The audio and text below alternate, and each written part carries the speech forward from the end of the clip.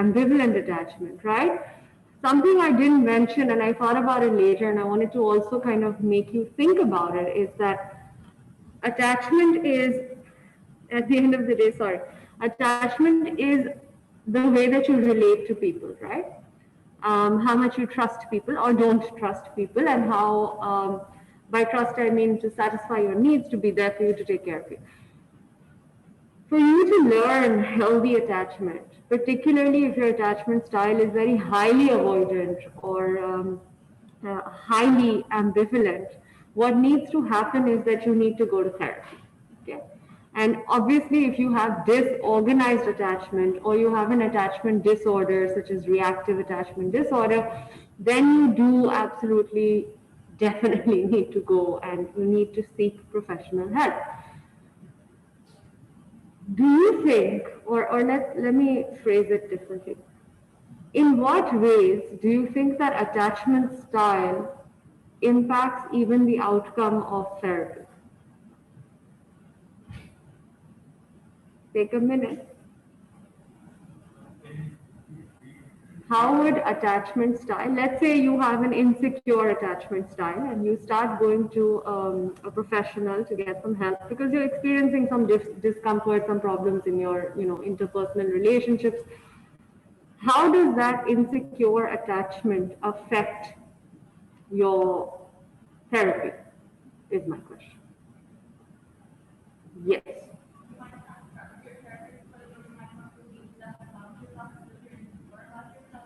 You might not trust your therapist and you may not reveal stuff about yourself because you're insecure. So you're fearful of the therapist's judgment, or you think they might not trust you, they might not believe you. What's your name? Amna? Islam. Thank you. So that's very much the case. Any therapist worth their salt dealing with somebody has to account or should account for attachment style and how that transfers onto the therapist. Okay. Um, because that absolutely does impact the effectiveness of the treatment that you are receiving. So that's just an additional sort of dimension I wanted to introduce to you. And do keep it in mind later on, I mean, towards the end of the term, we're going to talk about psychological disorders and types of therapy and eclectic therapies, etc. So you can refer back to this conversation. So today what we're going to talk about, and I did upload the slides for it, but I did it at 8 a.m. So you probably haven't seen them. So if you want to pull them out, go ahead. I'm not going to project them here. Okay, this is insisting that I log in. So just 1 second. All right. Put this on flight mode. So now you know a little bit about how your mental and reasoning abilities develop, correct? Now you also know a little bit about, well, different approaches to how your mental or cognitive abilities, your abilities to think, learn, remember, communicate, how those develop as you grow older. We also talked a little bit about the development of your moral reasoning, or how you look at or how you approach notions of right and wrong. And something I wanted to mention to you, and I didn't, and it came up in my educational psychology class, was, you know how one of the issues in Kohlberg's research was that he only focused on boys, right? So there was somebody who was a student of Kohlberg's. Her name was Carol Gilligan, and she went ahead and she did some similar research with girls, and she found that girls actually do look at things a little bit differently. Okay? Perhaps in the sense that they are more able to see gray areas than boys at an earlier age. But for the larger part, obedience orientation, for example, in girls was much higher. Right? Think through the sort of cultural factors and societal factors that contribute to this.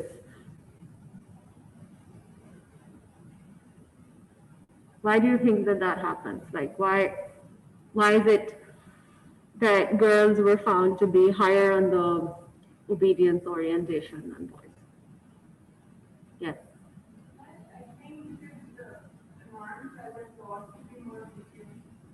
Because of norms that prescribe more obedience? Yeah, I mean, you're taught that way, that you have to obey your parents, you have to obey your brothers, you have to obey your husband, your in-laws. Because boys are allowed to not be obedient, but girls have to be not especially. Boys are allowed to be obedient and girls have to be. Allowed not to be obedient. Okay. Boys are allowed to be disobedient and girls are not. Correct? Okay. Some people online. Varia, you go. So I think it's pretty similar to what she said, but it's like girls are more scrutinized than boys, and it also is like they're Be a judged little more louder. harshly. You Hello, be a can you little hear bit me? louder. Can you hear me? Can you hear me? Yes, a bit better now. Okay, so I think girls are more scrutinized than boys growing up. They are more judged harshly for their behavior or the way they act in society as compared to guys. Okay. Girls are judged more harshly for their misbehavior. And what qualifies as misbehavior exactly? Don't give me an example of a misbehavior. I'm asking you broadly, like what is a misbehavior? I mean, just the way they act, like for very small things, they are judged more. For example, they are asked to like act in a particular way, sit in a particular way, or just dress in a particular way. Like they're scrutinized more. They're scrutinized more. Okay, that's true, um, but there's more. Okay, sorry, one second. Is your name Iman Munir? Yeah, that's me. Okay, so basically in our society, if men and boys who are very obedient, they're not thought to be masculine enough.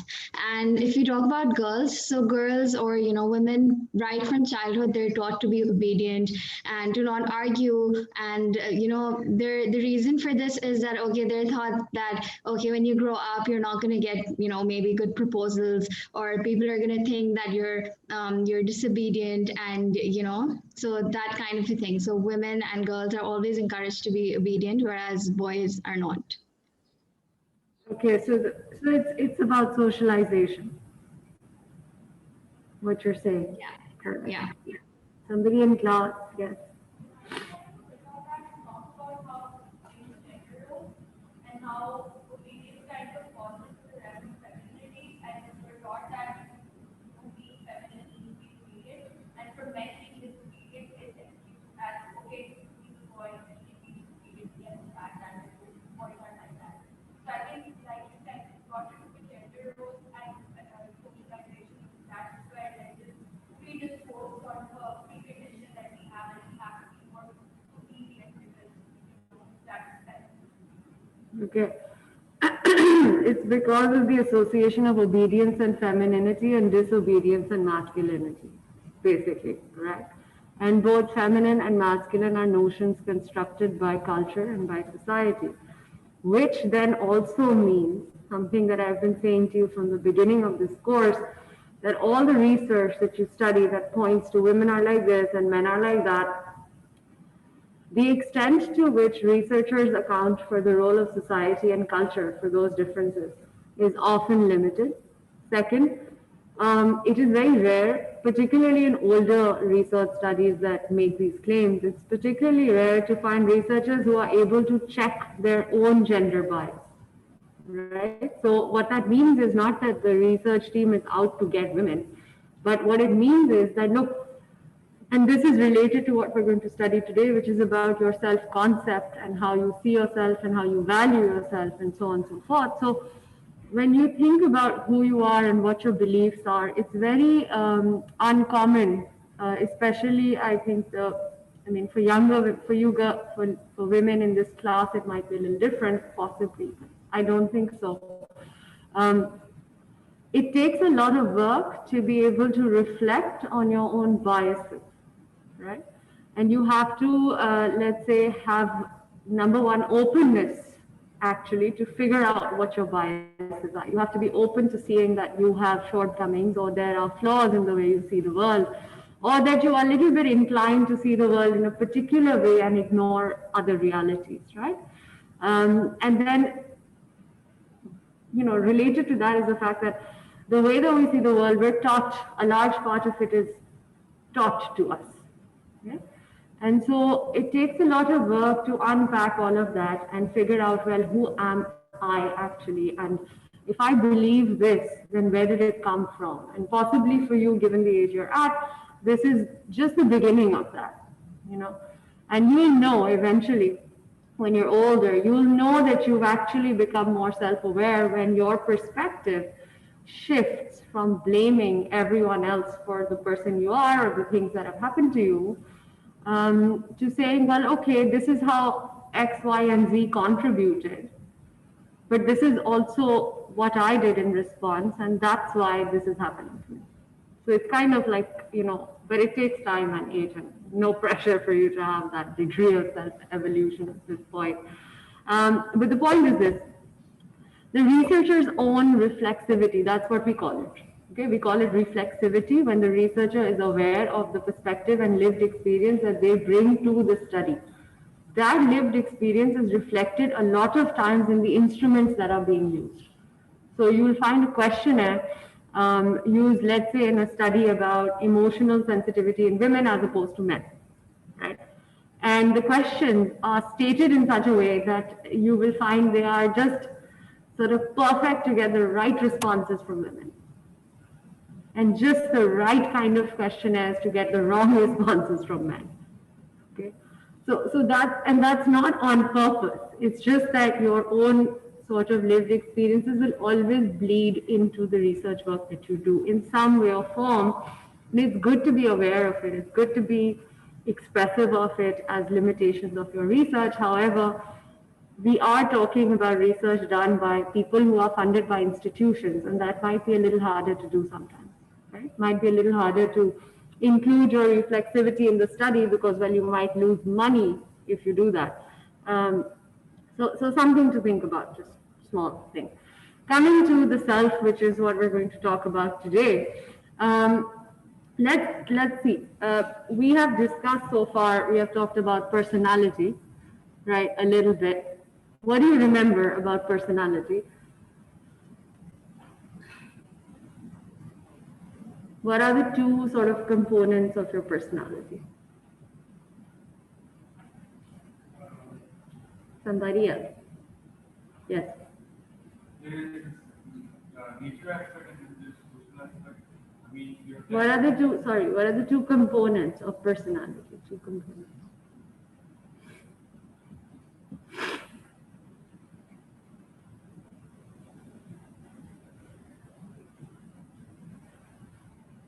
One is genetic and one is part genetic, partially changes with the environment. What are they? Two things.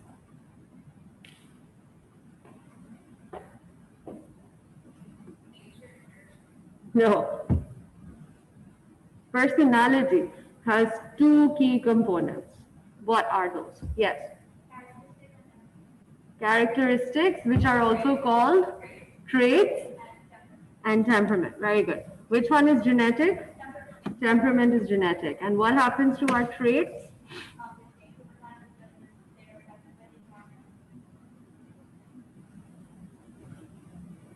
Yes, our traits change over time because they are affected by the environment. And those are the two components of personality, your traits and your temperament. Yeah? Why am I asking you this question? I'm asking you this question because today what we want to talk about is what is the self? All right? When you think about the self from a psychological point of view, the self is absolutely, yes, your personality is part of who you are. But right now, for our conversation today, we are going to talk about the self as a psychological construct, okay? And within that, think about the self or you as comprised of, or let's say, yeah, as comprised of your self-concept, right? Your self-concept is basically what you see yourself as, right? What you think are your values, your beliefs, your opinions, what you are. And emphasis right now on the what, okay? So self-concept, maybe think about it as sorry. Think about it as like a perception of what you are, who you are, what you believe is valuable, what you believe is important, what you believe is unimportant, what should be promoted, what should be gotten rid of, what you like to do, what you dislike, the kinds of people you like, the kinds of people you don't like. All of that is part of your self-concept because it's all about your beliefs, your attitudes, your values, right? How you define yourself is your self-concept. Related is your self-esteem. Your self-esteem is how much you value that who you are part, right? What is the sort of worth that you place on the person that you are? And yes, self-esteem does have a component that is sort of determined by the outside world because, it's, for example, when you're very young, in early childhood, one of the components of your self-esteem is your interpersonal relationship, right? Um, and by components, I mean that affects how high or low your self-esteem is. Now, another component of your self-esteem is your sense of belonging. This emerges as you become a little older and you can recognize that sense of belonging or lack thereof. So that's also part of your self-esteem. Now, self-esteem and self-concept are also obviously very, very interrelated because one relies on the other and the other relies or draws on the former, right? So how you see yourself, for example, how you see yourself is that you, let's say you see yourself as a very assertive person, okay? But everybody around you keeps on telling you that, well, you know, you can be quite rude. Hmm? So you think your self-concept, you're assertive, self-esteem, you value that assertion, but the feedback from your interpersonal relationships is that you are rude, okay? Add another dimension to this. You're brought up in a house where you're, you know, you're brought up in a house where manners is always valued highly, you know, good manners, but you're also brought up in a house where you're told to speak your mind. What's going to happen to your self-esteem?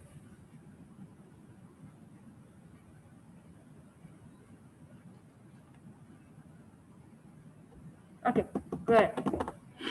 In that case, respect others, but if something is said wrong or it's done wrong to you, you will speak up. I'm not asking about actions and reactions. I'm asking about self-esteem.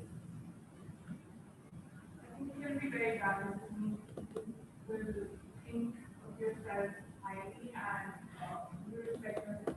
You respect other people. Okay, so self-respect is part of self-esteem. You're right, but you still haven't answered my question. Yeah. I think you might be a lot more secure with yourself as a person. Like, because if you have like that, you have that understanding that you're allowed to think for yourself, then you will be a lot more motivated. Maybe because you be respecting others, you be open to what others might want with you, but you also make sure not to let that affect you when you are very big time. Still haven't answered my question.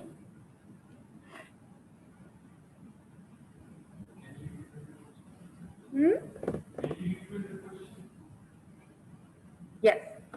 So situation okay, let the people online speak. Actually, people online pause. Let me restate the question so you can double check your answer before you go ahead. Okay, Aisha and Tariq, just 1 second. My question is this. The situation is there is person X who has been told that they are very rude. Okay. Person X, however, thinks of herself as being very assertive, right? Person X also thinks that assertiveness is good, and so person X values that assertiveness, all right?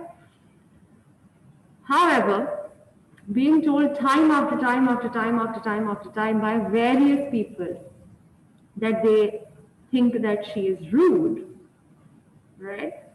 My question is, what do you think is going to happen to person X's self-esteem, considering that they were brought up, she was brought up in a house where good manners and assertion are valued equally highly. And I want you to remember this was in context of our conversation that the people around you do have an impact on your self-esteem. Now answer the question. Too fast. Think about it first. Aisha, are you sure you want to proceed with your answer? All right.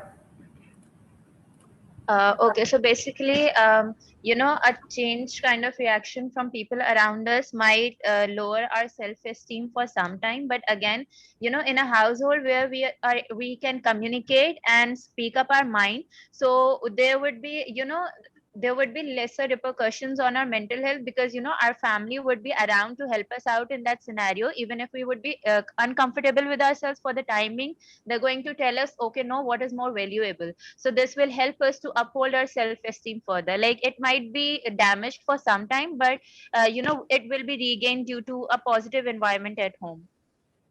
So you identified one of the most sort of important factors contributing to positive self-esteem, which is absolutely support system. Okay. Correct. And also correct that the damage to self-esteem is likely, possibly, temporary. Likely and possibly temporary, because we don't have enough information to make a judgment for sure that this will be lasting or not lasting, right? So you're fine. Thank you. Okay. Now, third part of this psychological construct of self is, why do people, sorry, okay. Sorry, so what I was saying is the third part of this notion of the self is self-efficacy. Do you know what that is? Have you heard of it before? Hmm? Okay. Self-efficacy is basically your, actually, can you just hold on for 1 second? This is really,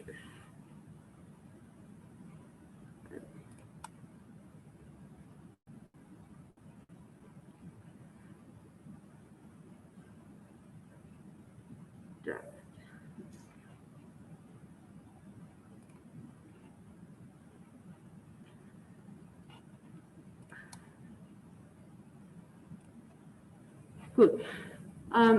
So self-efficacy is basically your notion of how capable you are of achieving the goals that you set for yourself or completing tasks, right? So essentially, self-efficacy also has something to do with how much influence you think you exert over your surroundings, over your environment, right? So let's say if I tell you, okay, right now, right away, in the next 1 hour, you've got 1 hour and you need to write me a 500-word paper about self-esteem, right? Some of you are going to throw your hands up and be like, that's not enough time. Some of you are going to throw your hands up and be like, I don't understand the question. Some of you are going to throw your hands up and be like, I can't, like, I won't be able to do this on time. I want an extension. And then some of you will just sit down and start.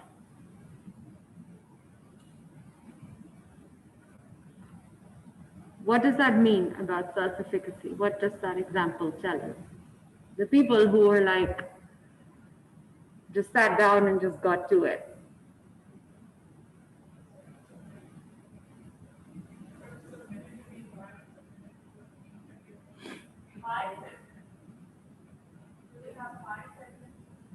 They have a higher self-efficacy.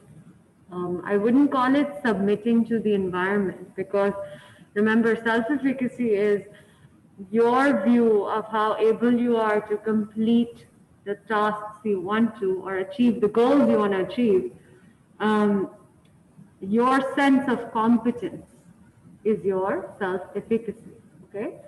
And so it's not actually submission, it's how much within you you have how much influence you have within you to exert over the environment. So if I tell you write this paper, you will think about it. If you have high self-efficacy, you'll be like, okay, I've never written this paper in 1 hour before, but I have done it in longer periods of time. So that means I know how to do it. Let me just try and do it faster, and you'll do it, or at least try, right?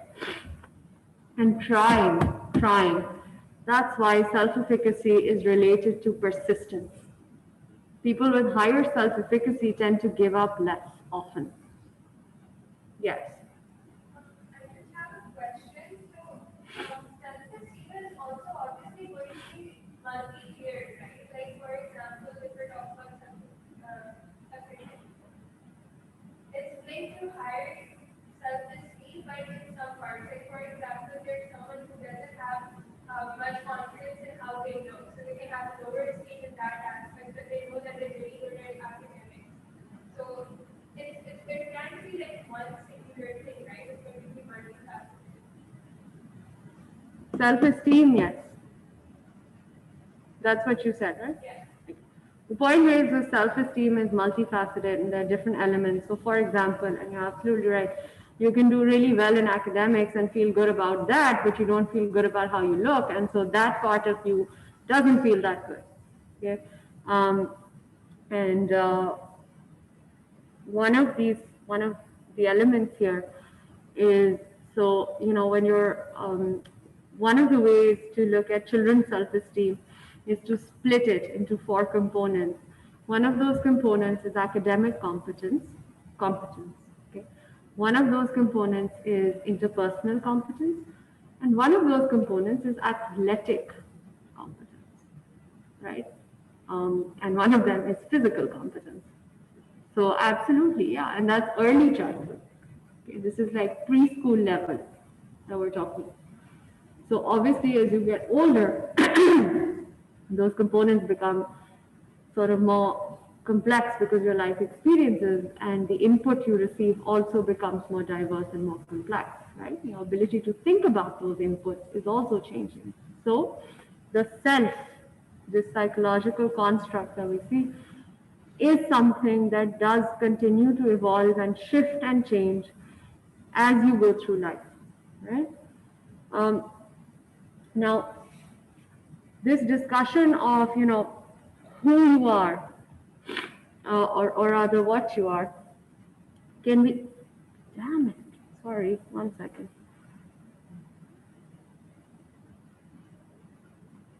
Perfect. Okay. So this conversation we're having about who you are, and yes.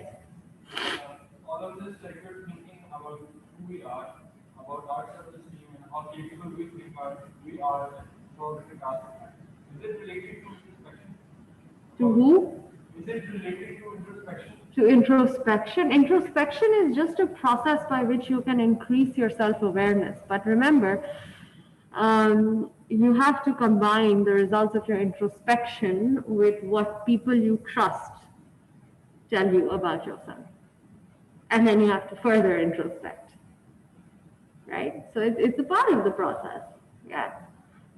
But it's not an accurate process, right? Which is one of the problems with self-esteem research, actually.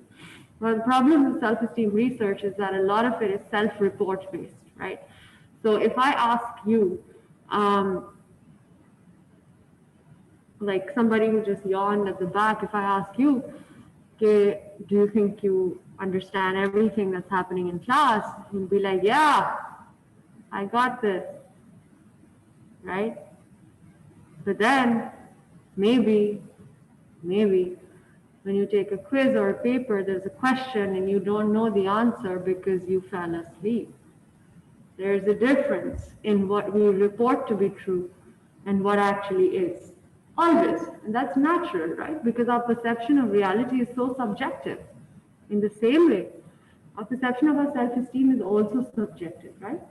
We are reporting in a lot of these studies, the respondents report how they feel about themselves, which is not always reliable. So for example, people with lower self-esteem, people with higher self-esteem, um, let's say exaggeratedly high, because that's a problem also, right? Just like low self-esteem is problematic, so is exaggeratedly high self-esteem. So people with exaggeratedly high self-esteem are found to be linked to, on occasion, people who commit serious violent crime have been found to have exaggeratedly high self-esteem, right? These are not people who go to therapy. They think they're awesome, right? We only find out about the exaggeratedly high self-esteem after they report it to us. We don't know otherwise. Yeah. Um,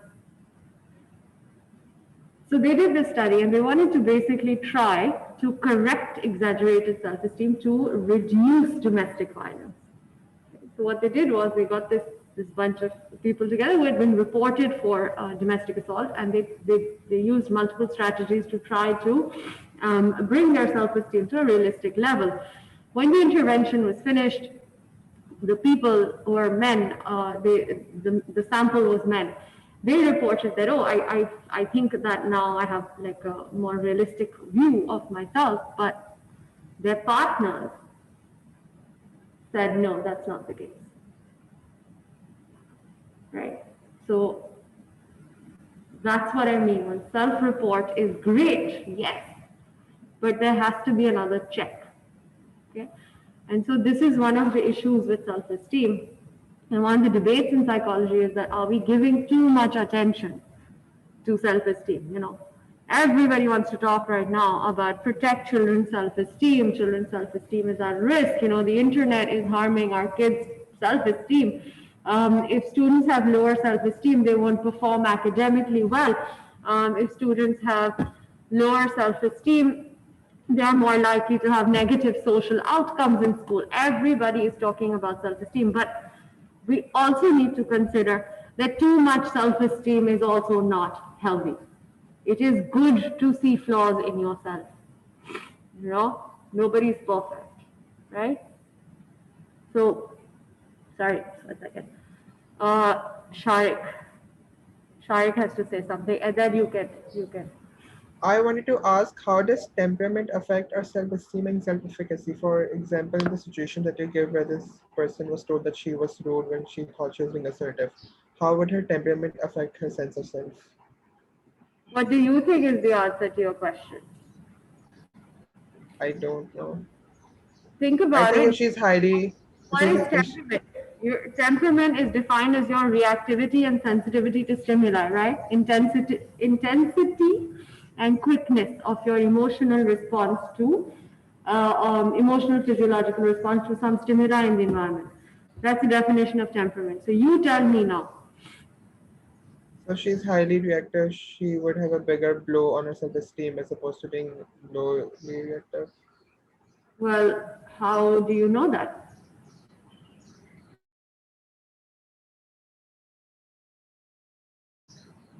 In terms of what? In terms of extroversion, introversion, neuroticism. Remember, I said personality is traits and temperament together, right? Yeah. So you can't reduce it just to a temperament. A lot of social factors come into play. Mm-hmm. Okay. And so, answer your question. I still don't get it. Sorry? I don't know. You do know. And I'm going to ask you for this answer at the end of class, so keep thinking. You know Okay. the answer. I trust you. All right. Coming to the big theory that we're going to talk about today is the theory of identity development, right? So we've talked about self-esteem, self-concept, self-efficacy as components of the psychological construct of the self. Part of the self is also your temperament and your characteristics or traits, which we know big five, extroversion, introversion, etc. So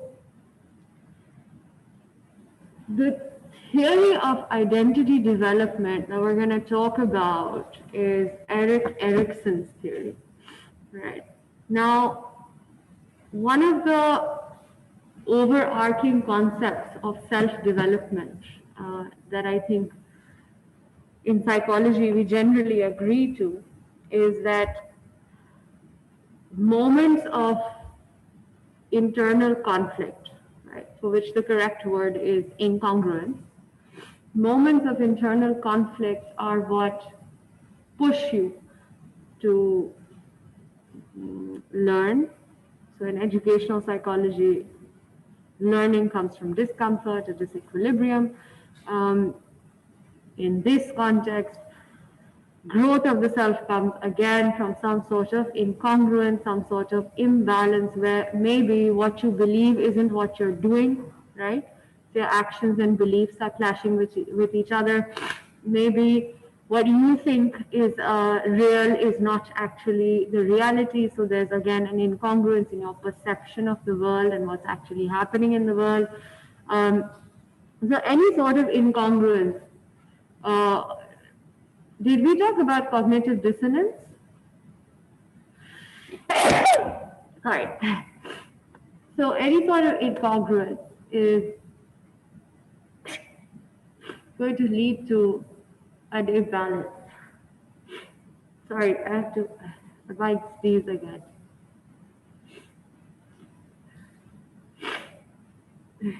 Right. And so for this class, think about the incongruence between your sense of who you are and the world around you. Okay?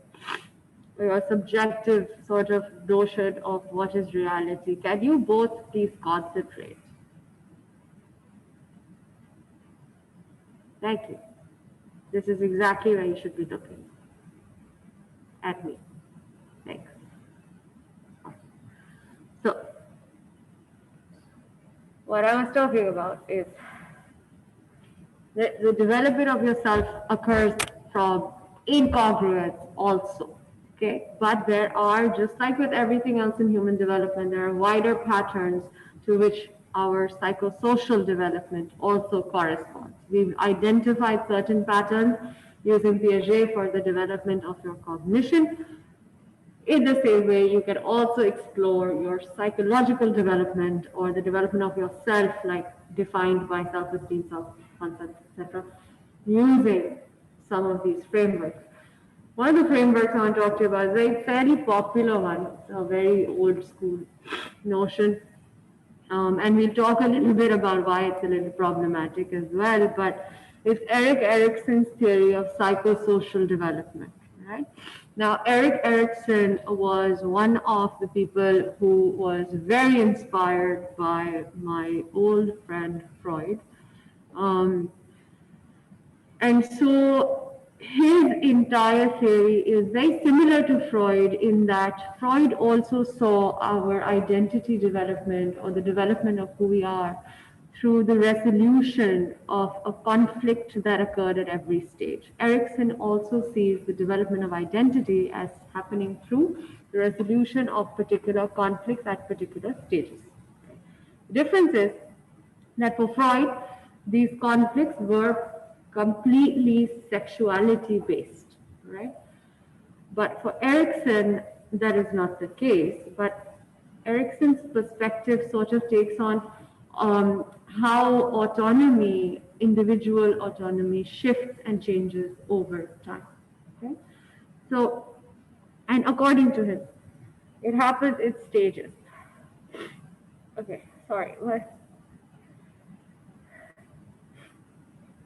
It happens in stages, and we move through these stages over our lifetime.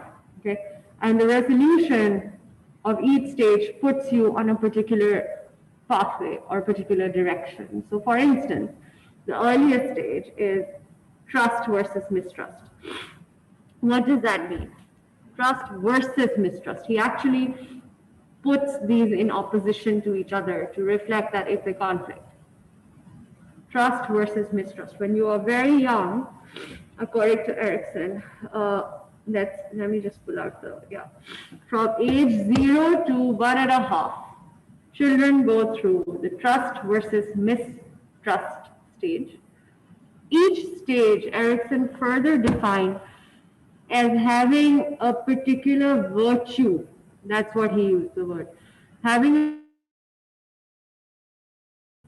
right. So if you're going through the trust versus mistrust stage, what's going to happen is that at the end of that stage, the virtue is hope.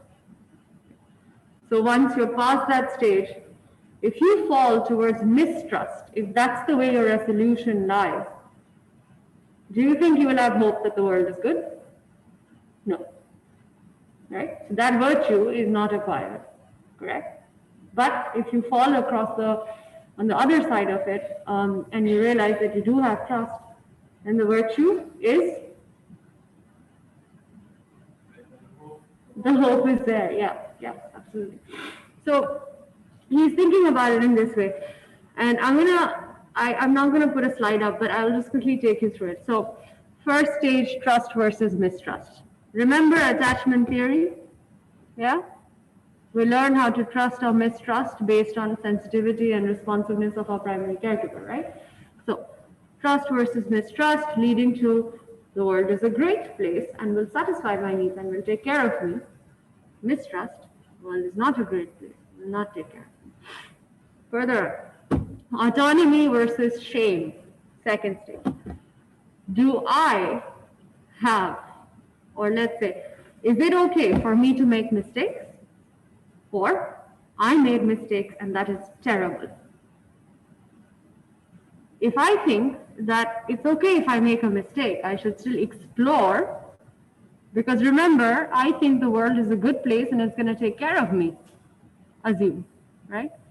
So I'm going to go ahead and I'm going to start exploring that world. In my explorations, I make a couple of mistakes. I break an expensive vase. I'm too little to know better, so I hit my little sibling. I'm just figuring things out. While I'm figuring things out, my primary caregivers are basically responding by saying, "Hey, don't do that. That's not a good thing to do. Don't do that again, right?" Or my primary caregivers are like, "You are demon spawn, and you are awful," and I'm gonna feel so much shame, right? And as a result of that, I'm going to think that, well, I can't make mistakes, or I'm a bad kid, I'm a bad child. And I always make the wrong decisions, right? So I shouldn't make decisions. We don't have any willpower. The virtue is will, right? The next stage, we talked about initiative versus guilt. So related to shame, right? Shame is different from guilt. Guilt is something related to your conscience, right? A recognition of something that you've done as being good or bad. Shame is saying that you are ashamed of yourself, is saying that you think you are bad. There's a difference between guilt and shame.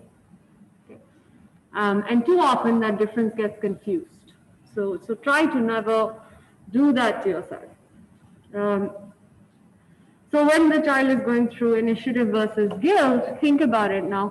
There are two types of children.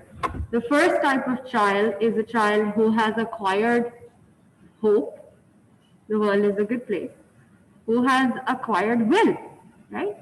I can make my own decisions. What do you think that child is going to get in this stage? Initiative. Initiative का क्या मतलब होता है? Initiative means, yes?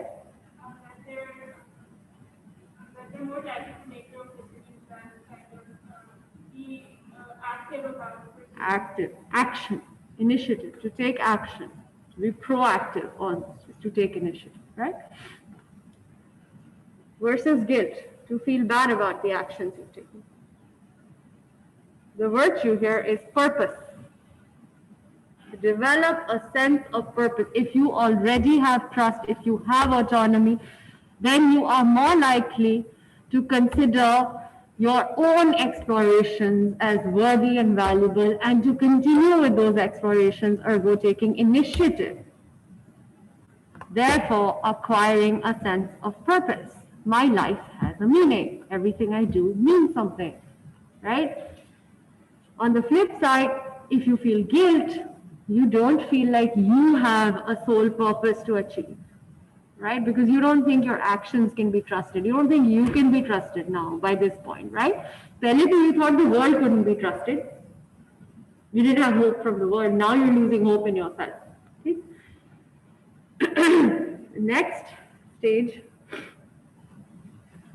Now I'll go faster. Identity versus role confusion. Identity versus role confusion.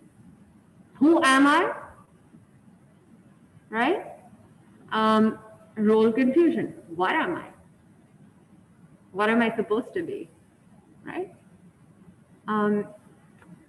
Fidelity is the virtue here, which I find funny, but here fidelity means that you basically, according to Erickson, between the ages of 12 and 18 is where you choose your identity. And you find it, right? Or you maybe don't find it, right? You stay in that role confusion, right? And then you have adherence to either that role confusion where you're just never really sure who you are, and so you keep waffling, or you figure out this is who I am and you stick to it. So interestingly, neither of these two perspectives are entirely incorrect, are they? But they're also a little bit problematic, right? Because he doesn't quite account for sort of, well, the main thing that I find missing in Erickson's work, and it makes sense that it was missing because the time that he was researching, the time that he was writing, culture and society didn't talk about this, but now we do. We have conversations about intersectional identity, right? And that is not here. Right? We talk about identity politics today. There was no identity politics in Erickson's sort of time, right? There was one identity that was used as a universal identity, and that was white man. Not even brown man or black man. White. So white is universal. Okay? And that's just a reflection, again, on the ways in which society and culture influences the research and the science that is produced and the theories that get traction. Okay? More recently, we can now talk about, let's say, role confusion, this construct that Erickson has, right? Let's talk a little bit about role confusion. Yes. Okay.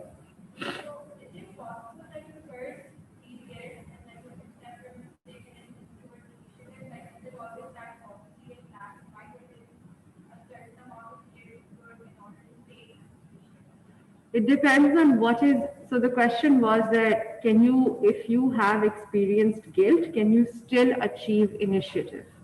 Okay. The answer to that question is basically how Erickson would say, how many of the experiences at this particular stage have been predominantly guilt producing or building initiative, right? Or and don't think of them in terms of quantity, think of quality and significance of impact, right? So that's what okay. So later on, by the way, after you turn 18, also another thing that this reflects is the notion that after 18, the brain is done and dusted and you are an adult. Remember, we talked about that, yeah? So he's coming from that perspective, that by this time, you know who you are, because you're done developing up here, right? So we move a little further from that. He talks about this sort of, the next stage is very easy to understand. It's called love versus isolation. If you have role confusion, according to Erickson, and this also makes sense, it's almost common sense, you do not know exactly who you are. So you have difficulty connecting to people. You have difficulty constructing close and intimate relationships. You tend to be a little bit isolated. And this is stemming way back from the mistrust, right? So you see that each stage builds upon the one before it, which is something that we have studied is common, right? The stage-based theories. You can't just say one stage is better than the other. And then you go to something called generativity versus stagnation from 40 to 65, which means that the battle is I want to produce, I want to create, I want to give to the world everything I've got versus I have nothing to give, I don't care about the world is an awful place, I don't give a shit. Okay. Stagnation, generativity. That's the battle. The resolution is care. I care about the world. I care about making a difference. I care, right? And finally, ego integrity versus despair, which according to Erickson happens 65 plus. Ego integrity is all the different parts of who I am.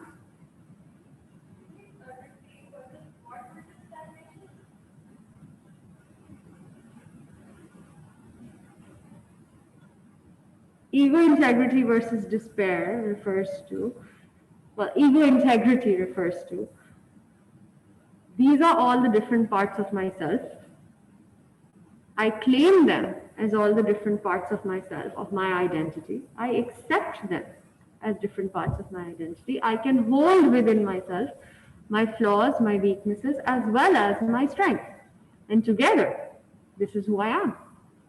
Right? Integrity, ego integrity, where ego is referred to in a very Freudian sense. Right? Okay? Despair. I'm worth nothing. I don't know who I am, and nobody cares about me, and I don't think I have anything to offer to this world. The quality at this stage is wisdom. If you don't think you have anything to offer, if you don't think you're worth anything, you don't think you're wise, but if you believe the opposite, you do feel like you have some wisdom, right? Now, the issue with Erickson is not so much that, I mean, all of what I've said so far, very quickly described to you, is not incorrect, right? We do experience role confusion, we do experience trust and mistrust, but you see, he doesn't account for life-changing experiences, right? Sometimes you meet people who you don't even know very well and don't even get to know very well, but witnessing their experience or understanding a little bit about their experience, or simply for the first time empathizing with a perspective completely removed from anything you've ever known, can shift something inside you, right? In much the same way, a traumatic life experience can also shift something. You can have mistrust suddenly set in at the age of 40, right? So identity is not as static as this puts it out to be, right? And I think that's an important conversation to sort of have between yourselves as well, because a lot of times, you know, people make fun of, unfortunately, people make fun of gender fluidity, and they say, well, why can't they just pick one? You know, which is, I think, so terrible. Especially as somebody who studies all of this, I feel like it's, uh, you know, like denying somebody exists to say something like that. Because you see, your experience, let's say, my experience of gender is not the same as your experience of gender, right? I mean, I was your age literally like 15 to 20 years ago.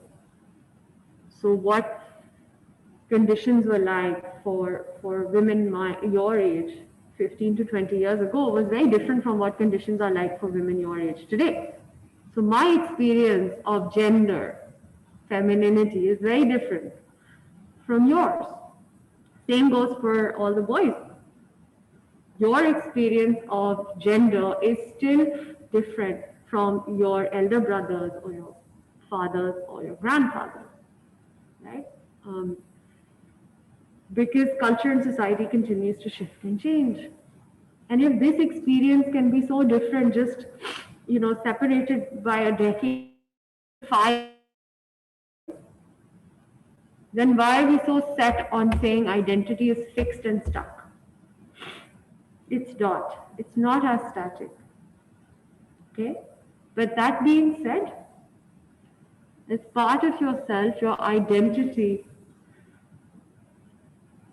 certain things in your identity are, let's call them sticky, right? So, for instance, think about attachment now. If you are, let's say, insecurely attached, you might really think that people are not worth having relationships with, right? And that's your worldview.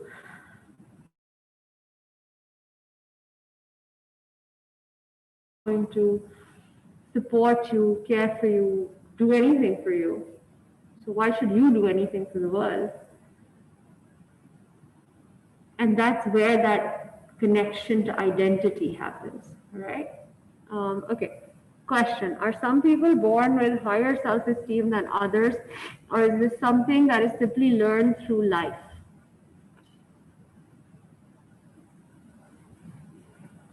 Anybody want to try to answer this? Yeah.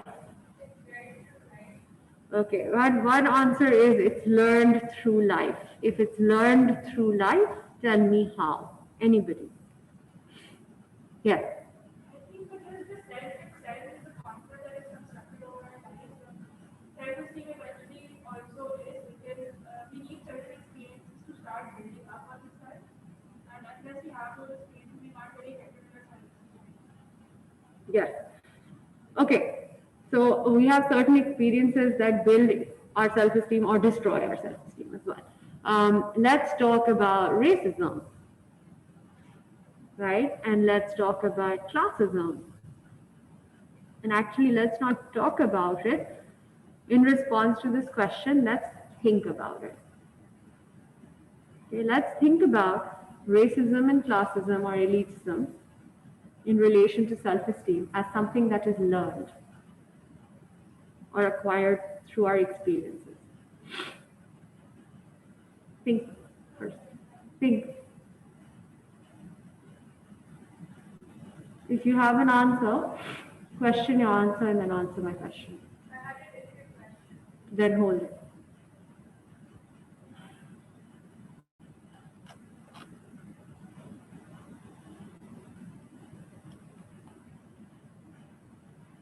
People we don't trust also negatively affect our self-esteem. I mean, yes, all the time. I mean, there are memes about aunties saying things to girls at weddings now, right? If you follow this lovely young woman called Swinery, it's amazing. It's the best kind of commentary ever. But I'm old and I'm dated, so I apologize if that's not cool. But yeah, why is it that if we personally don't believe in something and other people say it, we believe it? Because if enough people say something is true, social psychology dictates that we are, amongst us, many of us are predisposed to being conformist and accept that belief. It's very hard to be a non-conformist. You also have to have relatively, I think, higher self-esteem if you want to be a non-conformist. Okay. Okay. Now you go. I just wanted to ask that for this psychosocial theory, is not accounting for any genetic influences on sense of self, right? No. He was influenced by Freud. That was his influence. Yes.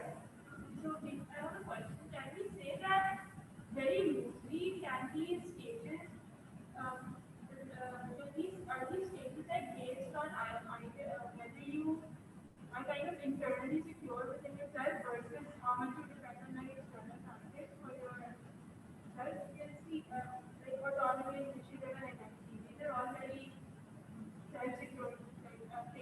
Hmm. guilt and shame and those are things a lot of people are impacted by what your environment dictates, which Hmm. is what underneath.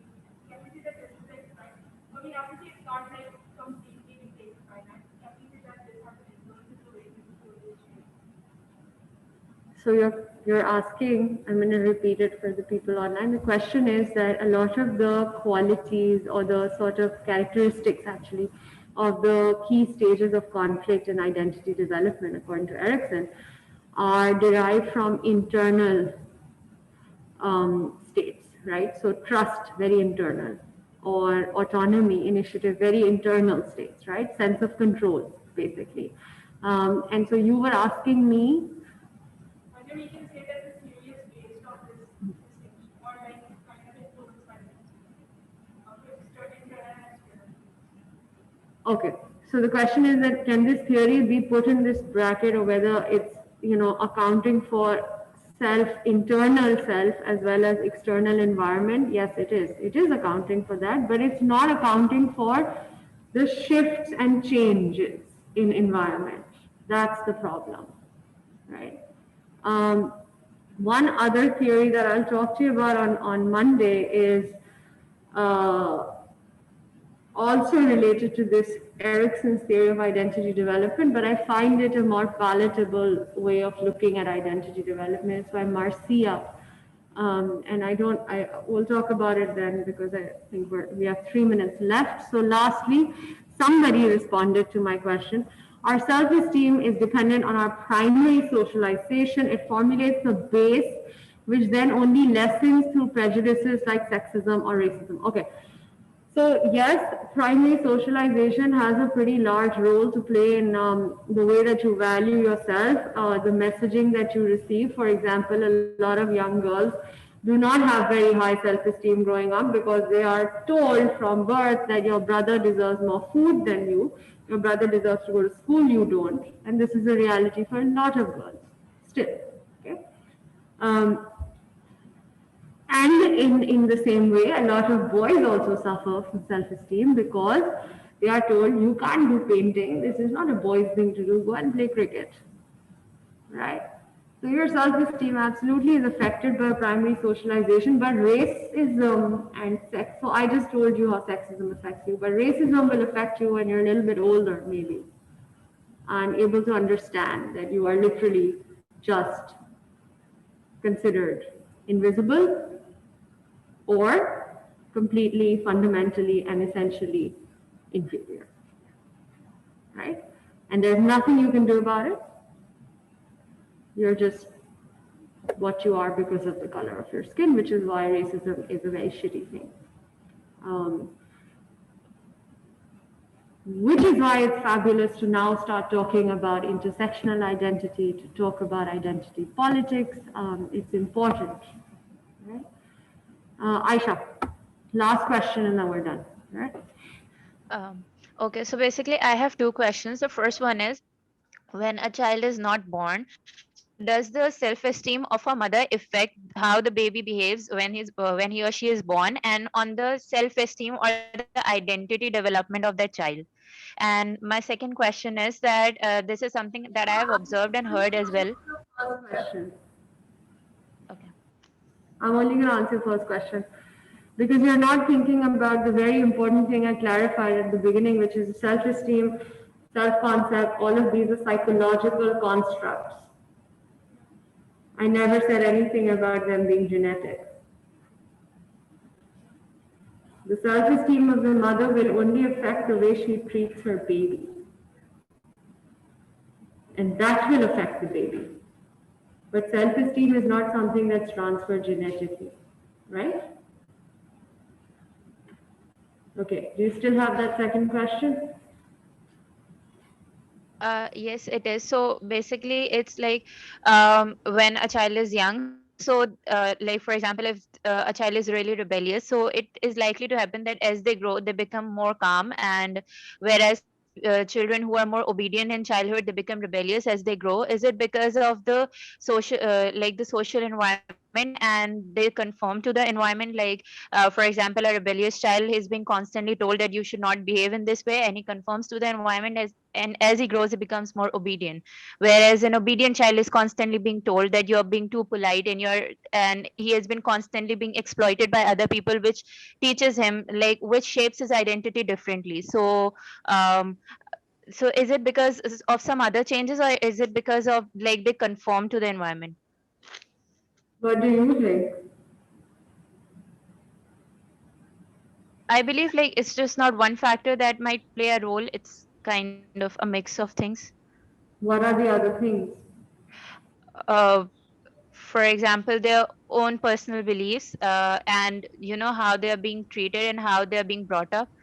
Um, like unki tabiyat kaisi ho rahi hai and stuff. Like, everything plays a role, and yeah, and even there's sometimes the physical, like, there's sometimes the diseases that are affecting our mental health. So there are quite a lot of things that are affecting us at the same time. So do you think you answered your own question? Yeah. Okay, thank you. I would just encourage you to stop thinking in terms of these almost absolutist trajectories that if you're obedient in childhood, you'll be rebellious when you're older. If you're rebellious in childhood, you'll become obedient when you're older. Don't think in terms of these generalities. Sometimes people remain obedient. Sometimes people become rebellious. Sometimes that shift happens 50 times throughout a lifetime. Sometimes people are obedient in some respects and disobedient in others because life demands them to be. You cannot have these absolutes, right? However, we will be talking about risk taking and rebellion and conformity at some point in this course, so wait for that to happen. And I think it'll give you more clarity and depth into what you're asking today. Okay?